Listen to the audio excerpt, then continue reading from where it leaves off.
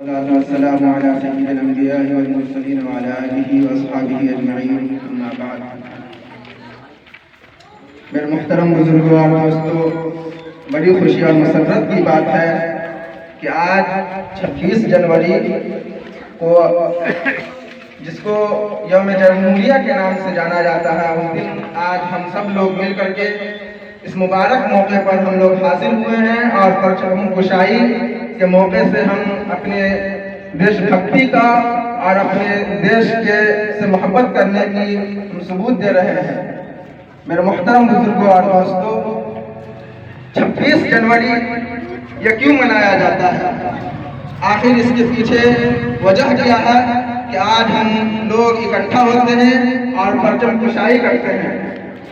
میرے محترم بزرگوں اور دوستوں، 15 اگست 1947 کو جب ہمارا ملک انگریزوں کے چنگل سے آزاد ہوا اور تمام لوگوں نے اس جنگ آزادی میں مل کر کے حصہ لیا اور انگریزوں کے چنگل سے اس ملک کو آزاد کیا، اور جب انگریز اس ملک کو چھوڑ کر کے چلے گئے، جب ان کا قانون ختم ہو گیا، ان کا راج ختم ہو گیا، تب 3 سال کے بعد جا کر کے آج ہی کے دن ہندوستان میں ایک جمہوری قانون کو نافذ کیا گیا، جس کے بانی ڈاکٹر بھیم راؤ امبیڈکر بنے.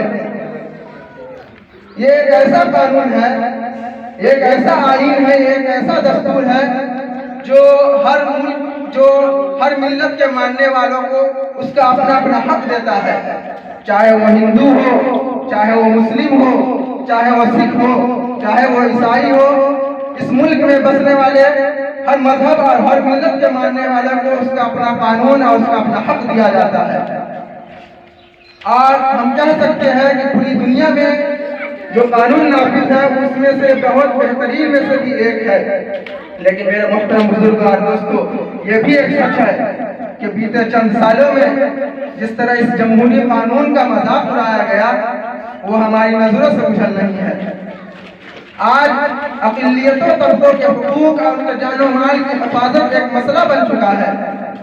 جرم کے خلاف آواز اٹھانا جرم سمجھا جاتا ہے.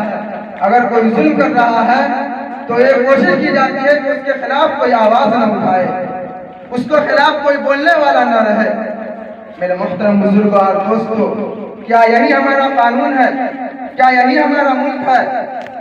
نہیں میرے محترم بزرگوں اور دوستو، اس میں ہر شخص کو چاہیے کہ اپنی طرف سے حصہ لے اور اپنے وطن سے محبت کا ثبوت پیش کرے اور اپنے وطن کی محبت کی گواہی دے کہ ہم اس ملک سے محبت کرنے والے ہیں، ہم اس ملک کو ماننے والے ہیں، ہم اس جمہوری قانون کو ماننے والے ہیں. میرے محترم بزرگوں اور دوستو، آج ہر ملت کو اور ہر دانشوران کو یہ چاہیے کہ اس خطرے کو سمجھے اور ملک میں جو نفرت کی آگ پھیلائی جا رہی ہے، جو نفرت کی آگ نوجوانوں کے سینوں میں پھیلائی جا رہی ہے، اس کو روکنے والے بنے.